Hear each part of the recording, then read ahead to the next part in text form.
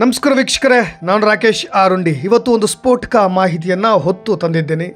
ಬಹಳಷ್ಟು ರಾಜಕೀಯ ನಾಯಕರು ಬೇರೆ ಜಾತಿ ಅನ್ಯ ಜಾತಿಯ ವಿಚಾರದಲ್ಲಿ ಕೆಟ್ಟ ರಾಜಕೀಯವನ್ನು ಮಾಡೋದು ನೋಡಿದ್ದೀವಿ. ಆದರೆ ಹೆಣ್ಣು ಅಂದ ತಕ್ಷಣ ಎಲ್ಲ ಕಳ್ಳರು ಕೂಡ ಒಂದೇ ಅನ್ನೋ ರೀತಿಯಾಗಿ ಆಡ್ತಾರೆ. ತಾಯಿಯ ಸ್ಥಾನದಲ್ಲಿದ್ದರೂ ಕೂಡ ಬಿಟ್ಟಿಲ್ಲ, ಅಕ್ಕ ತಂಗಿಯ ತರಹ ಕಂಡರೂ ಕೂಡ ಬಿಟ್ಟಿಲ್ಲ. ಹೋಲ್ಸೇಲಾಗಿ ಕಷ್ಟ ಅಂತ ಬಂದವರನ್ನು ತುಂಬ ಪ್ಲ್ಯಾನ್ ಆಗಿ ಮಂಚದ ಮೇಲೆ ಕೆಡವಿರೋ ಮಹಾನ್ ಚಾಲಾಕಿ ನಿಮಗೆಲ್ಲ ಗೊತ್ತಿದೆ, ಇಡೀ ದೇಶ ಮಾತನಾಡ್ತಾ ಇದೆ. ಅದು ಪ್ರಜ್ವಲ್ ರೇವಣ್ಣ ಅಂತ.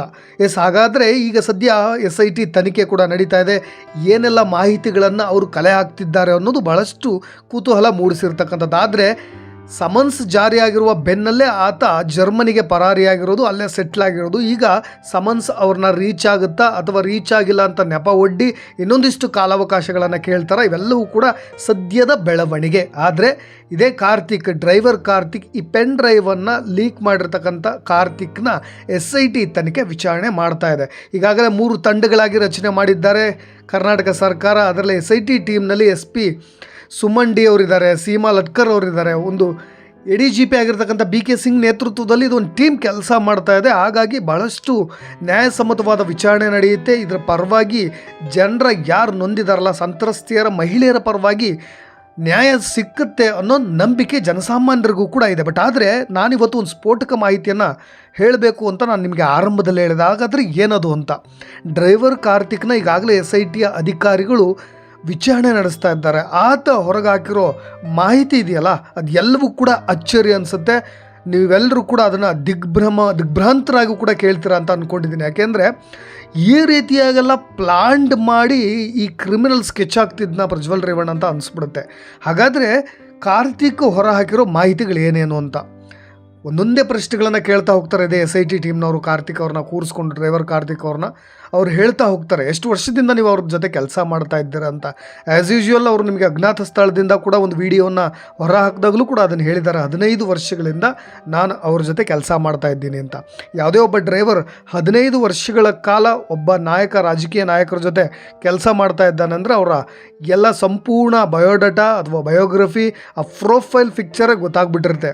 ಅವ್ರು ಯಾವಾಗ ಸಿಟ್ಟಾಗ್ತಾರೆ, ಅವ್ರ ಕೆಲಸಗಳೇನು, ಅವರ ಅನಾಚಾರಗಳು, ಆಚಾರ ವಿಚಾರಗಳು, ಅವ್ರು ಎಷ್ಟು ಒಳ್ಳೆಯವರು ಕೆಟ್ಟವರು ತಿಳ್ಕೊಳ್ಳೋಕೆ ಎಷ್ಟು ದಿನ ಬೇಕ್ರಿ? 15 ವರ್ಷಗಳ ಕಾಲ ಡ್ರೈವರ್ ಕೆಲಸ ಮಾಡಿರೋದು. ಹಾಗಾದರೆ ಮತ್ತೊಂದು ಪ್ರಶ್ನೆನ ಹಾಕ್ತಾರೆ, ಹಾಗಾದರೆ ನಿನಗೆ ಈ ವಿಡಿಯೋಸ್ಗಳೆಲ್ಲ ಎಲ್ಲಿ ಸಿಕ್ಕಿದ್ದು ಅಂತ. ಅದಕ್ಕೆ ಕಾರ್ತಿಕ್ ಅವರು ನೇರವಾಗಿ ಉತ್ತರವನ್ನು ಕೊಟ್ಟಿದ್ದಾರೆ SIT ಅಧಿಕಾರಿಗಳಿಗೆ. ನನಗೆ ಇವೆಲ್ಲ ವಿಡಿಯೋಗಳು ಸಿಕ್ಕಿದ್ದು ಎಲ್ಲ ಪ್ರಜ್ವಲ್ ಮೊಬೈಲ್ನಲ್ಲೇ ಅಂತ. ಹಾಗಾದರೆ ಈ ವಿಡಿಯೋಗಳನ್ನೆಲ್ಲ ಸೇವ್ ಮಾಡಿದ್ದು ಯಾವುದೋ ಲ್ಯಾಪ್ಟಾಪ್ನಲ್ಲಿ ಅಲ್ಲ, ಮನೇಲಿರ್ತಕ್ಕಂಥ ಯಾವುದೋ ಹಾರ್ಡ್ ಡಿಸ್ಕ್ನಲ್ಲಿ ಅಲ್ಲ, ಪ್ರಜ್ವಲ್ ರೇವಣ್ಣ ತನ್ನದೇ ಆದಂಥ ಕಾಸ್ಟ್ಲಿ ಮೊಬೈಲ್ನಲ್ಲಿ ಸೇವ್ ಮಾಡಿ ಇಟ್ಕೊಂಡಿದ್ದಾರೆ. ಕೆಲವೊಬ್ಬರು ಪಿಪಾಸುಗಳು ನಾನು ಹೇಳ್ತಾ ಇದ್ನಲ್ಲ, ಅದನ್ನು ರಿಪೀಟ್ ನೋಡಿ ಎಂಜಾಯ್ ಮಾಡ್ತಾ ಇರ್ತಾರೆ. ಅವ್ರು ಮಾಡಿರ್ತಕ್ಕಂಥ ಕಾಮದಾಟವನ್ನೇ ಮತ್ತೊಮ್ಮೆ ಫ್ರೀಯಾಗಿ ಕೂತಾಗ ಅದನ್ನು ನೋಡಿ ಎಂಜಾಯ್ ಮಾಡುವಂಥ ಒಂದು ಸಣ್ಣ ಮನಸ್ಥಿತಿ, ಒಂದು ಕ್ರೂರ ಮನಸ್ಥಿತಿ, ಅನಾರೋಗ್ಯದ ಮನಸ್ಥಿತಿ ಕೆಲವೊಬ್ರಿಗೆ ಇರುತ್ತೆ. ಸೊ ಹಾಗಾಗಿ ಅದೆಲ್ಲ ವೀಡಿಯೋಸ್ಗಳು ಈ ಡ್ರೈವರ್ ಕಾರ್ತಿಕ್ ಸಿಕ್ಕಿದ್ದು ಮೊಬೈಲ್ನಲ್ಲೇ ಅಂತೆ.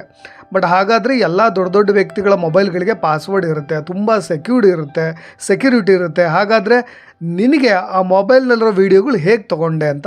ಅದಕ್ಕೆ ಕಾರ್ತಿಕ್ ಅವ್ರು ಹೇಳಿದ್ದಾರೆ, ನನ್ನ ಹತ್ರ ಪಾಸ್ವರ್ಡ್ ಗೊತ್ತಿತ್ತು, ನನಗೆ ಪಾಸ್ವರ್ಡ್ ಇರೋದ್ರಿಂದಲೇ ನಾನು ತೊಗೊಂಡೆ ಅಂತ. ಇಲ್ಲಿ ಎಲ್ಲರೂ ಗಮನಿಸಬೇಕು, ಸ್ವಲ್ಪ ಸಲಿಗೆಯನ್ನು ಕೊಟ್ಟಾಗ ಈ ಘಟನೆಗಳು ನಡೆದಿರುತ್ತೆ ಅಂತ ಅನಿಸುತ್ತೆ. ಯಾವಾಗಲೂ ಒಮ್ಮೆ ಕೂಡದ ನಿಶ್ಚಯಲಾಗಿರ್ಬೋದು, ಅಥವಾ ಯಾವಾಗಲೂ ತುಂಬ ಕ್ಯಾಶುವಲಾಗಿ ಹಿಡ್ಕೋ ಮೊಬೈಲ್ ಅಂತ ಹೇಳಿ ಕೊಟ್ಟಾಗಿರ್ಬೋದು, ಅಥವಾ ಅವರು ಒಂದಿಷ್ಟು ಸಮಯಗಳ ಕಾಲ ಕಾರ್ತಿಕ್ನನ್ನು ಬಿಟ್ಟು ದೂರ ಇದ್ದಾಗ ಆವಾಗ ಎಗರಿಸಿರೋ ವೀಡಿಯೋಗಳು ಆಗಿರ್ಬೋದು ಇವೆಲ್ಲ. ಹಾಗಾಗಿ ಪಾಸ್ವರ್ಡ್ ಗೊತ್ತಿದ್ದರಿಂದಲೇ ಕಾರ್ತಿಕ್ಗೆ ಈ ವಿಡಿಯೋಗಳನ್ನು ಸುಲಭವಾಗಿ ಎಗರಿಸಲಿಕ್ಕೆ ಸಾಧ್ಯವಾಗಿದೆ. ಹಾಗಾದರೆ ಈ ವಿಡಿಯೋದಲ್ಲಿರ್ತಕ್ಕಂಥ ಹೆಣ್ಣು ಮಕ್ಕಳೆಲ್ಲ ಯಾರು ಅಂತ ಪ್ರಶ್ನೆಯೂ ಕೂಡ SIT ಅಧಿಕಾರಿಗಳು ಕೇಳಿದ್ದಾರೆ. ಅದಕ್ಕೆ ಈತ ಉತ್ತರ ಕೊಟ್ಟಿದ್ದಾನೆ, ಎಲ್ಲ ಸ್ಥಳೀಯ ಹೆಣ್ಣು ಮಕ್ಕಳು, ಎಲ್ಲರೂ ಗೊತ್ತಿದ್ದಾರೆ ನನಗೆ, ಚಿರಪರಿಚಿತರೆ. ಕೆಲವೊಬ್ರು ಗೊತ್ತಿದ್ದಾರೆ, ಕೆಲವೊಬ್ರು ಗೊತ್ತಿಲ್ಲ.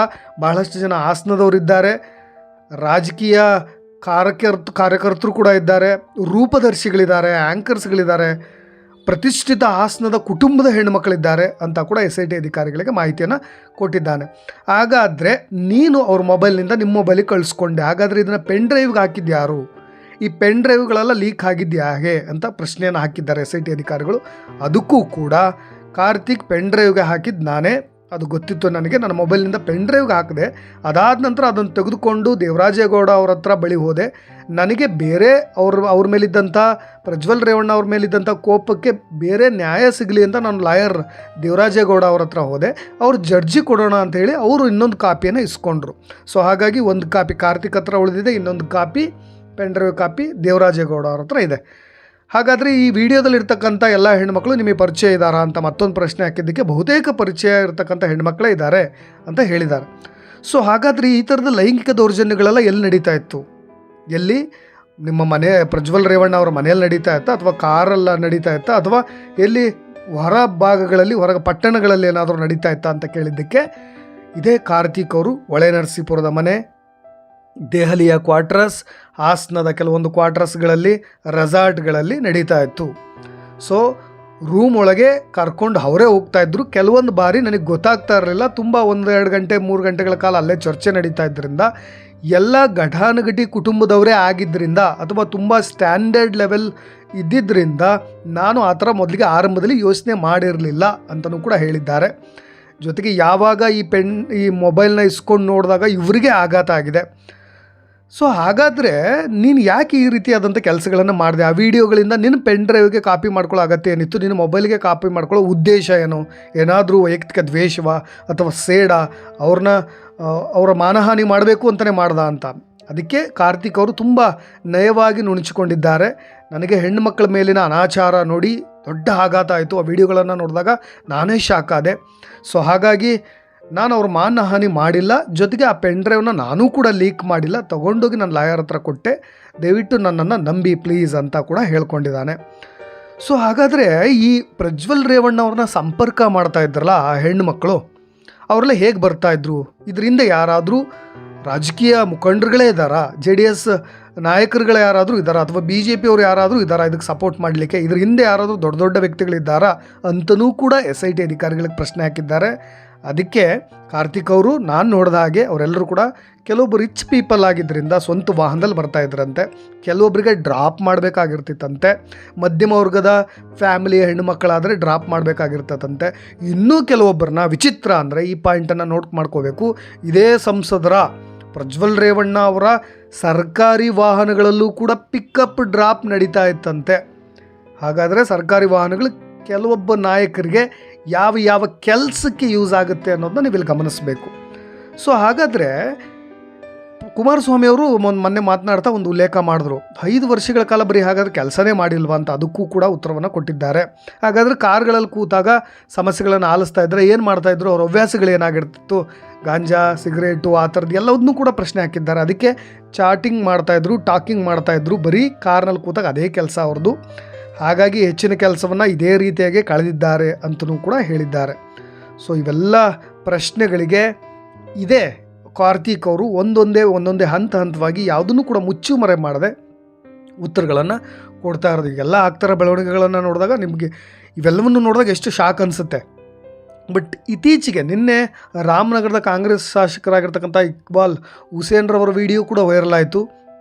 ಬಟ್ ಅವರು ಕೂಡ ಅದ್ರ ಬಗ್ಗೆ ಉತ್ತರ ಕೊಟ್ಟಿದ್ದಾರೆ, ಇಲ್ಲ ಇದು ಹಳೇ ವಿಡಿಯೋ ಅಂತ ಹೇಳಿ. ಅಲ್ಲಿ ಸಂತ್ರಸ್ತ ಏನಾದರೂ ಕಂಪ್ಲೇಂಟ್ ಕೊಟ್ಟರೆ ಅದು ಕೇಸ್ ಸ್ಟ್ಯಾಂಡ್ ಆಗುತ್ತೆ. ಸೊ ಮತ್ತು ಇದ್ರ ಬೆನ್ನಲ್ಲೇ ಈಶ್ವರಪ್ಪ, ಶಿವಮೊಗ್ಗ ಶಾಸಕರಾಗಿರ್ತಕ್ಕಂಥ ಈಶ್ವರಪ್ಪನವರ ಮಗ ಕಾಂತೇಶ್ ಕೂಡ ಒಂದು ಸ್ಟೇ ಆರ್ಡರ್ ತಂದಿದ್ದಾರೆ, ಇಂಜೆಕ್ಷನ್ ಆರ್ಡ್ರು. ನನ್ನ ಫೋಟೋಸ್ಗಳು, ವೀಡಿಯೋಸ್ಗಳು ಕೆಲವೊಂದು ವೈರಲ್ ಆಗ್ತಾ ಇದ್ದಾವೆ. ಈ ಥರ ಯಾರೋ ಕಿಡಿಗೇಡಿಗಳು ಈ ಥರ ಫೋಟೋಸ್ಗಳೆಲ್ಲ ತಿರುಚಿದ್ದಾರೆ. ಸೊ ಹಾಗಾಗಿ ಆ ಥರದ ಫೋಟೋಸ್ಗಳನ್ನು ಯಾರೂ ಕೂಡ ಬಳಸ್ಕೊಳ್ಬಾರ್ದು, ಯಾವುದೇ ಮಾಧ್ಯಮದವರು ಕೂಡ ತೆಗೆದುಕೊಳ್ಬಾರ್ದು ಅಂತಲೂ ಕೂಡ ಹೇಳಿದ್ದಾರೆ. ಸೊ ಕಾಲ ಯಾವ ಕಡೆ ಹೋಗ್ತಾ ಇದೆ, ಕಲಿಗಾಲ ಅಂದರೆ ಈ ರೀತಿಯಾಗ ಅನ್ನೋ ಪ್ರಶ್ನೆಗಳನ್ನು ನಾವೇ ಮಾಡಿಕೊಳ್ಬೇಕಾಗತ್ತೆ. ಯಾರನ್ನ ನಾವು ನಂಬಿ, ಯಾರನ್ನ ಅನ್ನದಾತರು ಅಂತ ನಂಬಿ, ಯಾರು ನಮಗೆ ಆಸರೆ ಆಗ್ತಾರೆ ಅಂತ ನಂಬಿ ಹೋಗ್ತೀವಲ್ಲ, ಅವರೆಲ್ಲರೂ ಕೂಡ ನಮಗೆ ಮುಳುವಾಗ್ತಾ ಇದ್ದಾರಲ್ಲ ಅಂತ ಭಾವಿಸ್ಬೇಕಾಗತ್ತೆ. ಜೊತೆಗೆ DK ಸುರೇಶ್ ಅವರು ಇವತ್ತಿನ ಅಪ್ಡೇಟ್ಸ್ ಪ್ರಕಾರ ಅವರೊಂದು ಪ್ರೆಸ್ ಮೀಟ್ ಮಾಡಿದ್ರು. ಇದು ಮುಂಚೆ ಕುಮಾರಣ್ಣಂಗೆ ಗೊತ್ತಿತ್ತಂತೆ, ಕುಮಾರಸ್ವಾಮಿ ಅವರ ಕೈವಾಡನೂ ಕೂಡ ಈ ಪೆನ್ ಡ್ರೈವಲ್ಲಿ ಇದೆಯಂತೆ. ಸೊ ಹಾಗಾಗಿ ಅವರೆಲ್ಲ ಸಹಚರರು ಸೇರಿಕೊಂಡು ಅದೇ ಹಾಸನದ ಅವರ ಏನು ಅಲೈನ್ಸ್ ಮಾಡ್ಕೊಂಡಿದ್ದಾರಲ್ಲ ಅವರ ಪಕ್ಷದವರೇ ಇದನ್ನು ಪ್ಲ್ಯಾನ್ ಮಾಡಿ ಅವ್ರನ್ನ ಮುಗಿಸಾಕ್ಲಿಕ್ಕೆ ನೋಡಿದ್ದಾರೆ ಅಂತಲೂ ಕೂಡ ಹೇಳಿದ್ದಾರೆ. ಸೊ ಮಹಿಳೆಯರಿಗೆ ರಕ್ಷಣೆ ಕೊಡಬೇಕು, ಅವ್ರ ಕುಟುಂಬದ ಪಾರ್ಟಿ ಅವರು ಅಮಾನತುನಾದರೂ ಮಾಡ್ತಾರೆ ಮತ್ತು ವಾಪಸ್ಸಾದರೂ ಸೇರಿಸ್ಕೊಳ್ತಾರೆ ಪ್ರಜ್ವಲ್ ರೇವಣ್ಣ ಅವ್ರನ್ನ, ಅದು ಅವ್ರಿಗೆ ಬಿಟ್ಟಿದ್ದು ಅಂತಲೂ ಕೂಡ ಹೇಳಿದ್ರು. ಬಟ್ ಇದಿಷ್ಟು ಓವರಾಲ್ ಇವತ್ತಿನ SIT ತನಿಖೆಯ ಪ್ರಮುಖ ಅಂಶಗಳು. ಮತ್ತೆ ಮುಂದಿನ ಹಂತದಲ್ಲಿ ಇದೇ ಪ್ರಜ್ವಲ್ ರೇವಣ್ಣ ಅವರು ಮತ್ತು ವಾಪಸ್ ಆಗ್ತಾರೆ, ವಿಚಾರಣೆಗೆ ಹಾಜರಾಗ್ತಾರೆ, ಏನೇನಾಗುತ್ತೆ ಮುಂದಿನ ಅಪ್ಡೇಟ್ಸ್ನೊಂದಿಗೆ ಮತ್ತೊಮ್ಮೆ ಬರ್ತೀನಿ. ನಾನು ರಾಕೇಶ್ ಆರುಂಡಿ. ನಿಮ್ಮ ಕಮೆಂಟ್ಸ್ಗಳ ಮುಖಾಂತರ ಈ ಒಂದು ಬೆಳವಣಿಗೆಗಳನ್ನು ತಿದ್ದೋ ಕೆಲಸ ಆಗಿರ್ಬೋದು ಅಥವಾ ನಿಮ್ಮ ಅಭಿಪ್ರಾಯಗಳನ್ನು ಕೂಡ ಕಮೆಂಟ್ ಬಾಕ್ಸ್ನಲ್ಲಿ ತಿಳಿಸಿ ಅಂತ ಹೇಳ್ತೀನಿ.